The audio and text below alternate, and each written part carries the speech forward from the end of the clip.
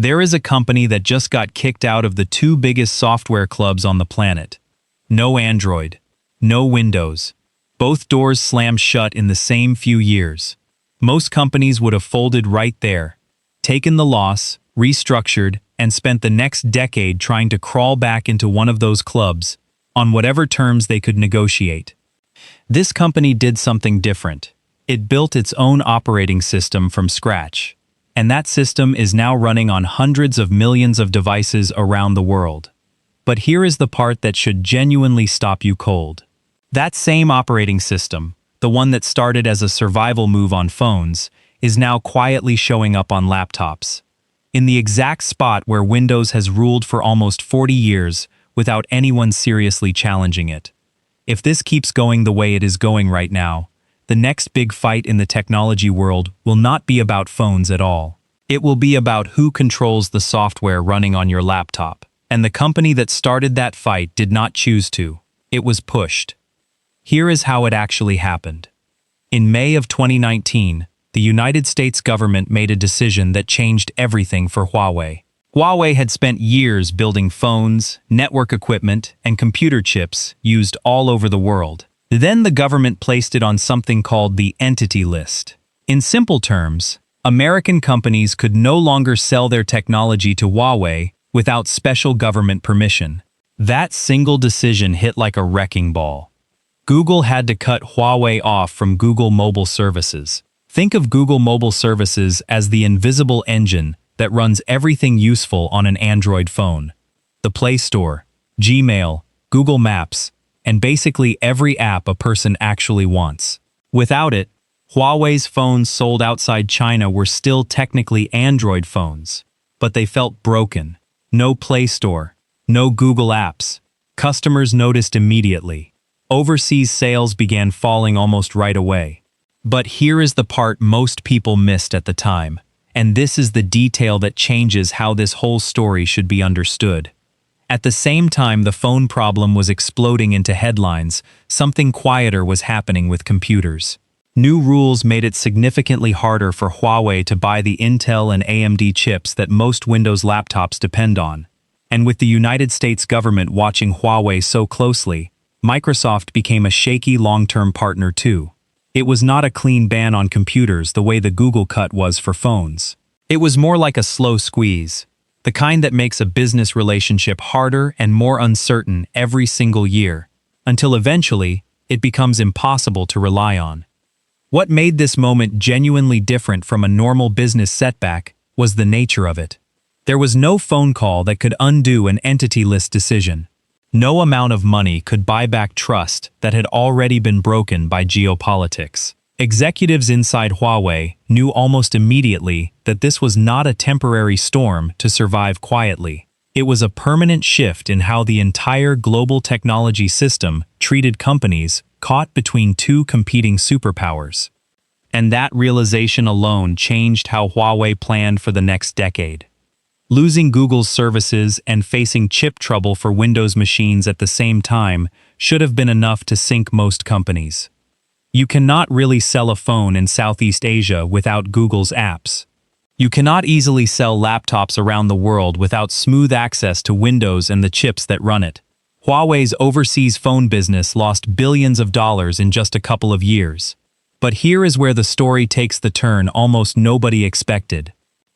Instead of treating the lockout as a disaster to survive, Huawei's leadership, and the Chinese government watching closely behind them, saw it as proof of a problem they had been quietly worried about for a decade. China's entire technology industry was running on operating systems it did not own and could not control. One decision made in Washington could break a business that took decades to build. That is a frightening amount of power to hand to someone else. So just 3 months after the ban, in August of 2019, Huawei announced something called HarmonyOS. Almost nobody took it seriously. The very first version launched on a television, not even a phone. And when software analysts looked closely, they found large parts of it were still built on the Android open-source project underneath. Critics called it a rebrand, a stopgap, a political statement dressed up as a product launch. And honestly, at that point they were right. But what almost nobody outside Huawei's own engineering teams understood was that this first version was never meant to be the finished product. It was a bridge, and bridges are built to lead somewhere. In this case, that somewhere would eventually turn out to be the personal computer, the exact machine that Windows has owned without any serious competition for almost 40 years.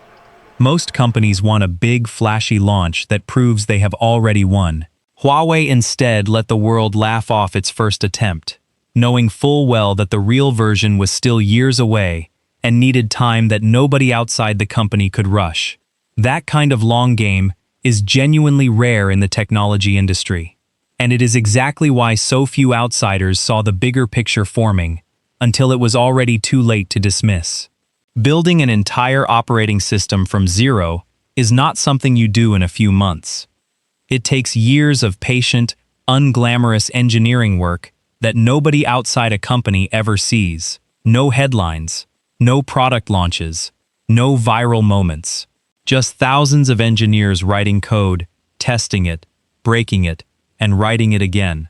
Huawei spent roughly 5 years slowly stripping out every piece of code that depended on Android and replacing it with something built completely in-house. Chinese state media started calling this idea being self-controllable, which really just means owning every layer of your own technology instead of borrowing someone else's. The goal was simple, even if the execution was extraordinarily difficult. Build something that nobody could take away from you with a phone call. That rebuild finished in 2024 with the release of HarmonyOS Next. This is the version that actually matters in this story. HarmonyOS Next does not use any Android open source code at all. There is no hidden Android layer running quietly underneath the interface the way there was in the earlier versions. It is a fully separate system built from the ground up, designed to run across phones, tablets, laptops, smartwatches, cars, and smart home devices, all as one connected system, instead of 5 separate ones stitched together. If that sounds familiar, it is because Apple has done something similar for years, linking the iPhone, Mac, and Apple Watch together into one smooth experience. Huawei is now attempting that same idea, but at a much bigger scale, across an entire national market, with strong government support helping push the transition along. But here is the cost that most coverage of HarmonyOS skips entirely, and this is the part that tells you how serious Huawei is about this. Once HarmonyOS Next dropped its Android compatibility layer, it could no longer run older Android apps automatically. Every single app developer building for the Chinese market now has to create a native HarmonyOS version of their app from scratch, or risk being left out of the platform entirely. That is a massive demand. The kind of demand that would normally scare most companies away from making the switch. The disruption to developers, to users accustomed to their existing apps, and to businesses that built workflows around Android apps is enormous. Huawei made that trade anyway, because staying dependent on Android forever meant staying exposed to the exact same vulnerability that caused all the pain back in 2019. Owning your platform completely means nobody else can take it away from you. The short-term disruption was worth it. The long-term independence was not negotiable. Once phones and tablets were stable on this new foundation, Huawei pointed that same strategy at a machine most people never stop to think about: the personal computer. And this is where the story stops being about phones entirely and starts becoming about something Microsoft should genuinely be paying close attention to. Here is a number that should worry Microsoft more than any single announcement from Huawei. China is the largest personal computer market in the entire world. For decades, almost every single one of those machines has run on Windows. Banks, hospitals, schools, government offices, state-owned enterprises employing millions of people, all of them running software written specifically for Windows, sometimes going back many years. That kind of dependence becomes a strategic vulnerability the moment tension between two countries turns into actual policy. Windows updates, licensing terms, and long-term support are all ultimately controlled from one company sitting in Washington state. For Chinese regulators and large state-linked companies, that is starting to feel like a single point of failure, especially after watching what happened to Huawei's phone business in 2019. Nobody wants their entire national computer infrastructure depending on a decision made somewhere else by someone else for reasons completely outside their control. This is precisely the anxiety that gave HarmonyOS its opening on phones, and it is now doing the exact same thing on laptops and desktops. But here is what makes the timing almost uncomfortably perfect. Windows 10 support wound down recently, pushing a huge wave of government offices and businesses across China toward a forced upgrade decision. Normally, a forced upgrade means paying Microsoft again, updating licenses, and continuing the relationship. But Beijing has been actively encouraging state offices, banks, and infrastructure operators to treat this upgrade moment differently, not as a renewal, as a jumping-off point, a chance to move toward homegrown alternatives instead of simply writing another check to a foreign software company. Timing like that does not come around very often, and it lines up almost perfectly with everything Huawei has been quietly building for the past 5 years. Huawei has already started shipping laptops running HarmonyOS. Not prototypes, not limited trials, actual products going to actual customers, along with a version of the system built specifically for desktop and office use, complete with office software, file management systems, and support for printers and everyday office equipment. These features sound boring, but they are actually the deciding factor in whether a business can switch operating systems without breaking every single workflow it depends on. The plan is not to beat Windows around the entire world right now. That would be the wrong target. The plan is smaller and significantly smarter. Win the replacement cycle happening inside China right now. Support it with government buying preferences that favor domestic technology. Use that massive captive market of over 1 billion potential users to build an app ecosystem, a developer base, and enterprise trust, all compressed into a fraction of the time it took Windows to build the same thing over 40 years. Not a single dramatic moment, a slower siege. Office by office, procurement contract by procurement contract. Here is the twist that most coverage of this story completely misses. And this is where the story stops being about China at all. HarmonyOS is not only being sold inside China's borders.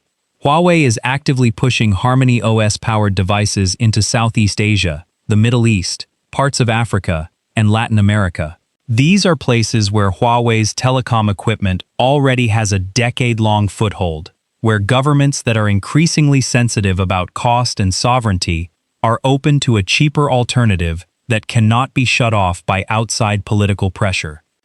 Every country that already uses Huawei's network equipment is a country where Huawei devices, and by extension HarmonyOS, already have a trusted relationship with the local government. And this pattern tends to repeat itself in technology more often than people expect. Whoever builds the network usually ends up shaping what runs on top of it, simply because the trust and the relationships are already in place. A government that already relies on Huawei to keep its phone towers and internet infrastructure running has far less friction switching its office computers to that same company's software, especially when the price is lower and the terms feel less risky than depending on a distant foreign supplier whose government has already demonstrated it will use that dependency as leverage. But here is the detail that makes this genuinely more than a sales strategy. Huawei is not just selling an operating system in these regions. It is selling something more valuable than software. It is selling insurance.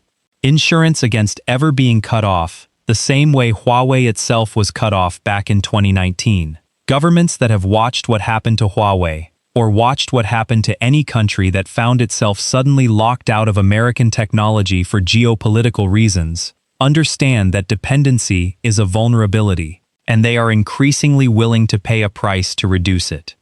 That kind of insurance tends to spread quickly once one government sees a neighbor adopt it successfully. It does not require advertising. It does not require a massive sales force. It spreads because the logic is obvious to anyone who has felt the risk of depending entirely on a single foreign power for the software their hospitals, banks, and government offices run on every single day. Now step back and look at the full picture of what Huawei has actually built since 2019. The Mate 60 phone proved Huawei could still build advanced hardware under heavy restrictions, surprising the industry and hitting Apple's China sales hard in a single earnings cycle. HarmonyOS Next proves it can build an entire software layer under those same restrictions, from zero, over 5 years, resulting in a system now running on hundreds of millions of devices. Put those two things together, and this stops looking like a simple comeback story. It starts looking like a blueprint that other countries and other companies are already studying closely. A blueprint for building a complete technology stack, hardware and software, that cannot be easily controlled or shut down by any single outside power. And that blueprint has implications that go far beyond Huawei or China. Microsoft has not lost anything yet. Windows still runs the overwhelming majority of computers on the entire planet. That is not changing this year. It is probably not changing next year either. And across Western markets it may never change in any meaningful way. But the exact same playbook that quietly chipped away at Apple's dominance in the world's largest smartphone market is now running directly against Windows in that very same market. Backed by the same government support, the same patient multi-year approach, and the same willingness to absorb short-term disruption in exchange for long-term independence. Apple did not lose ground in China because its phones suddenly got worse. It lost ground because a competitor treated an enormous existential threat as a 5-year engineering problem, and then actually solved it. The product improved, the ecosystem built up, the government pushed the transition, and one day the market had shifted in a way that was very difficult to reverse. The real question worth sitting with, after everything in this video, is not whether HarmonyOS eventually replaces Windows everywhere in the world. It probably will not, at least not anytime soon, and maybe never across Western markets where the political and commercial environment is completely different. The real question is, what happens to the rest of the world's technology decisions now that a proven, sanctions-resistant alternative actually exists? An alternative that governments increasingly nervous about, depending on any single foreign power, now have the genuine freedom to choose, because that option did not exist 5 years ago. In 2019, if you wanted to run a modern operating system on a modern device, your choices were effectively American. That was the reality. There was no serious alternative. The dependence was total. That is no longer true. And once a credible alternative exists, one that is already deployed at scale, already supported by a major government, already spreading into new markets, it rarely stays limited to just one country for very long. The restrictions designed to keep Huawei weak ended up becoming the exact motivation Huawei needed to build something that could not be restricted. Every restriction added urgency. Every sanction became one more reason for other countries to consider hedging against that same kind of dependence in the future. If this video connected some dots that most coverage never reaches, hit like and subscribe. And here is the question worth dropping in the comments. Does HarmonyOS actually have a real shot at spreading meaningfully beyond China in the next 10 years? Or does Windows hold its grip for good? Because the answer to that question will shape the technology landscape for the next generation. And the race is already running.